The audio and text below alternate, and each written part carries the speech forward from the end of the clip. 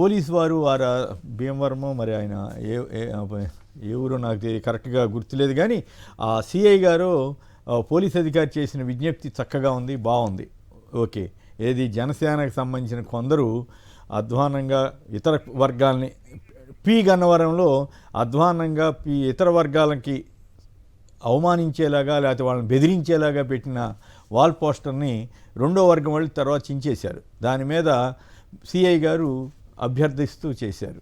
అలాగే అయినప్పటికి కూడా మరి అంత ముందు జరిగిందో తర్వాత జరిగిందో జనసేన వారు కత్తులు చూపిస్తూ ర్యాలీ తీశారు. మరి ఇవేమీ నేరం కాదు, ఇవేమీ కేసులు అవ్వవు. అక్కడెక్కడో రఫా అనే ఏదో చిన్న ఫ్లెక్సీ పెడితే దాని మీద కేసు పెట్టారు, అరెస్ట్ చేశారు, ఇవన్నీ చేశారు. అంటే జనసేన టీడీపీ వాళ్ళు ఏ అరాచకం చేసినా బతిమిలాడతారా?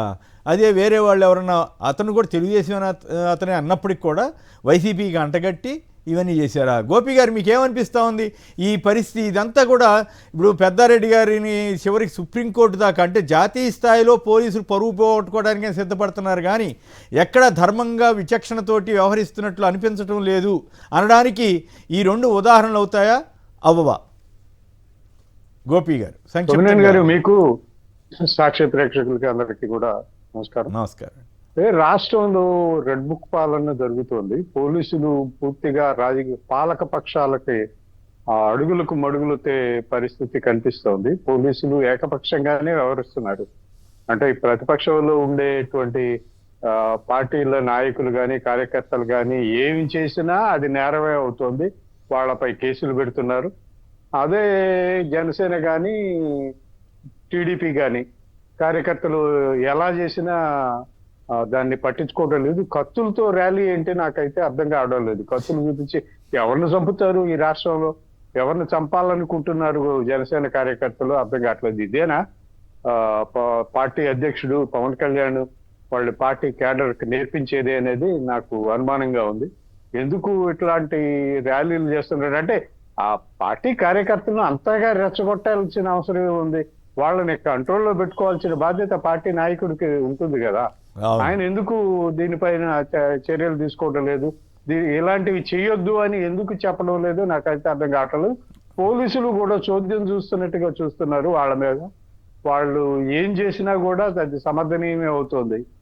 అంటే ఇప్పుడు దీంతో పాటు పెద్దారెడ్డి గారని ఒక మాజీ ఎమ్మెల్యే తాడిపత్రి సొంత ఇంటికి వెళ్ళటానికి మళ్ళీ పడేది ఆంక్షలు పెట్టారంట.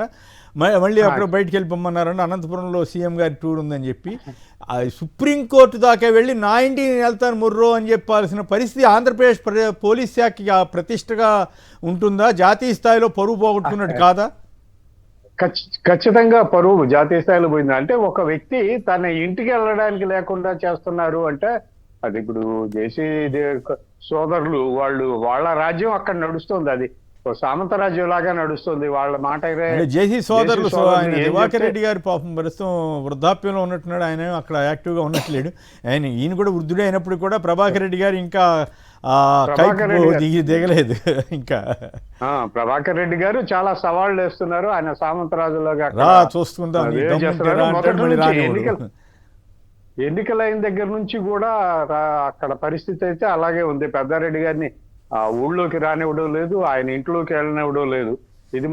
ఇది రాష్ట్ర ప్రజలందరూ గమనిస్తూనే ఉన్నారు, చూస్తారండి. ఓకే, మీరేమంటారు? జనసేన వాళ్ళు అట్లాంటి దిక్కుమాలిన పోస్టర్లు పెట్టిన ఫ్లెక్సీలు పెట్టినా ఎక్కడ బతిమిలాడుతున్నారు పోలీసులు.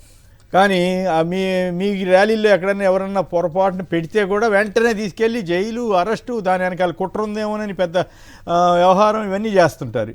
ఇక్కడ ఎవరు పోస్టర్లు పెట్టినా తప్పే, దాన్ని మనం ఖండించాలి. అది కాదని మనం ఎవరైనా రెచ్చగొట్టేటటువంటి పోస్టర్లు పెట్టకూడదు. మేము దాన్ని మేము కూడా ఎంకరేజ్ చేయట్లేదు, అలాంటి పెట్టద్దనే చెప్తున్నాం. కాకపోతే వైఎస్ఆర్ కాంగ్రెస్ పార్టీకి సంబంధించినటువంటి ఏదైతే ర్యాలీలో అది కూడా తెలుగుదేశం పార్టీ కార్యకర్త ఆ రోజు ప్రదర్శించింది తెలుగుదేశం కార్యకర్త. క్లియర్గానే అతను తెలుగుదేశం మెంబర్షిప్ ఉంది. తర్వాత దాన్ని చాలా పెద్ద రాద్ధాంతం చేసి ముఖ్యమంత్రి చంద్రబాబు నాయుడుతో సహా ఏం నరికేస్తారా రప్పారప్ప ఎవరు ప్లకార్డు పెడితేనే వీళ్ళేమో డైరెక్ట్గా ఇప్పుడు కత్తులు చూపించి రోడ్ల మీద భయభ్రాంతులకు గురి చేస్తుంటే మరి దీని మీద ఎక్కడ యాక్షన్ తీసుకున్నారు? రెండోది ఏది ఆయన పోస్టర్ పెడితేనే దాని మీద కేసు పెట్టారు, కేసు పెట్టి అరెస్ట్ చేశారు. తర్వాత నాకు తెలిసి రిమాండ్ చేసి ఉంటారు, బెయిల్ వచ్చి ఉంటుంది. సో దాని గురించి ఎక్కడ ఇప్పుడు న్యూస్ కూడా లేదు. కానీ మరి వీళ్ళు డైరెక్ట్గా రోడ్డు మీద బస్సుల్లో వెళ్తున్న వాళ్ళకి కత్తులు చూపించి భయభ్రాంతులకు గురి మరి చేస్తుంటే చంద్రబాబు గారు మరి అడగాలిగా చదువుపేస్తారా మీరు ఇదేనా దీని మీద అసలు మరి పోలీసులు ఇప్పుడు వరకు వాళ్ళ మీద ఒక కేసు నమోదు చేసినటువంటి పరిస్థితి లేదు. బతిమలాడుతున్నారు కదా రెండోది పాపం. మొన్న ఆ ఫ్లెక్స్ సీఐ గారు పెట్టారు మంచి ఆయన మర్యాదగానే అడిగాడు, అదే పని వాళ్ళకి కూడా చేయొచ్చుగా. ఎందుకు కుప్పంలో ఏదో వాటర్కి సంబంధించి ఏదో సోషల్ మీడియాలో పెట్టారని అరెస్ట్ చేశారంట. పైగా అదే. ఇంకెవరైనా సరే అటాక్ చేస్తామని చెప్తారేంటి మరి? వాళ్ళని కూడా పిలిచి తప్పయ్యా మీరు ఇటు చేయొద్దని చెప్తే సరే, ఇప్పుడు తప్పైతే సోషల్ మీడియాలో- నిజంగా అసలు కుప్పంలో వాటర్ ఇచ్చారా ఇవ్వలేదా, అసలు ఆగిందా లేదా? సార్, కుప్పంలో జగన్మోహన్ రెడ్డి గారు ఉన్నప్పుడు ఇచ్చారు వాటర్, అది కంటిన్యూ ప్రతి సంవత్సరం వస్తుంది కదా. అది ఈసారి common. కూడా కాదు ఈయన ఇచ్చిన తర్వాత కూడా ఆగిందని సోషల్ మీడియాలో కొంత ప్రచారం చేశారట. సార్, అది తప్పు అయితే కాదు, అది ఒక ఏరియాలో ఆగిన మాట వాస్తవమే. వాస్తవం. ఆగిన మాట వాస్తవమే. దాని తర్వాత అధికారులు కూడా దానికి ఏదో వివరణ ఇచ్చారు. మరి అయినా కూడా పోలీసు ఆయన ఎట్లా అరెస్ట్ చేశారు? ఒక వాళ్ళు చేసే దుష్ప్రచారం నాగిరెడ్డి అన్న ఆయన జగన్మోహన్ రెడ్డి గారు వాటర్ ఇస్తే లేదా వాటర్ ఊరక అక్కడ తీసుకొచ్చి ఒక రోజు పెట్టి ఇచ్చారు, అది అసలు వాటర్ ఇవ్వలేదని వాళ్ళు కదా ఇప్పుడు ఇంకా స్టిల్ దుష్ప్రచారం చేస్తుంది. మరి వాళ్ళ మీద కదా ముందు కేసు పెట్టాలి. చంద్రబాబు నాయుడు గారు ఫేక్ ప్రచారాలు అంటున్నాడు కదా. అసలు దాని మీద మళ్ళీ వెళ్దాం కాదు సార్, ఈ ప్రచారాలు కదా ఇప్పుడు డైరెక్ట్ గా మరి కత్తులు తీసుకోనో లేదంటే ఫ్లెక్స్ లేసు పోస్టర్లు వేసిన వాళ్ళ మీద పోలీసులు బతిమిలాడేది ఏంది? వాళ్ళ మీద కేసు పెట్టాలి కదా. కేసు పెట్టాలి. అది కూడా ఏంటి సార్, కోనసీమ అని ఇది కళ్యాణ సీమ, కళ్యాణ్ సింగ్ ఒక ప్రాంతాన్ని కూడా పూర్తిగా అవమానించినట్టు కదా. కోనసీమ అంబేద్కర్ అంతటి గొప్ప ఆయన అంబేద్కర్ గారు కోనసీమని కోనసీమ కాదు ఇది కళ్యాణ సీమ, ఎవడొస్తాడో రండి, మేము నడి రోడ్ల మీదే పండ పెడతాం, అట్లాంటివన్నీ రాస్తే మరి పోలీసులు ఇప్పటి వరకు ఏం యాక్షన్ తీసుకున్నారు? యాక్షన్ తీసుకోకపోగా ఇప్పుడు మీరు ఇందాక తాడిపత్రిలో 16 నెలలు అయింది సార్. సుప్రీంకోర్టు చెప్పినా కూడా వారం రోజులు నిరీక్షించాల్సి వచ్చింది. ఏది ఇక్కడ తెలుగుదేశం వాళ్ళ మీటింగ్లో ఉన్నాయి, ఇప్పుడు రావద్దు, మేము చెప్పినప్పుడు రమ్మని అంటే సార్ చెప్పినప్పుడు వెళ్ళాడు ఆయన. ఎవరు వెళ్ళినా కూడా ఇప్పుడు మళ్ళీ అనంతపురంలో మీటింగ్ ఉంది, అనంతపురంలో మీటింగ్కి తాడిపత్రిలో పెద్దారెడ్డి గారి ఇంటికి ఏం సంబంధం ఉంది? ఆయన ఇంటి దగ్గర మీటింగ్ జరుగుతుంది. ఇక్కడి నుంచి భద్రతా సిబ్బందిని అంతా అక్కడికి తరలించాలనేమో. ఇప్పుడు ఆయనకి అవసరం 100 మంది భద్రత పెట్టారండి అక్కడ. మరి ఆయన భద్రత ఆయనే కల్పించుకుంటున్నాడు.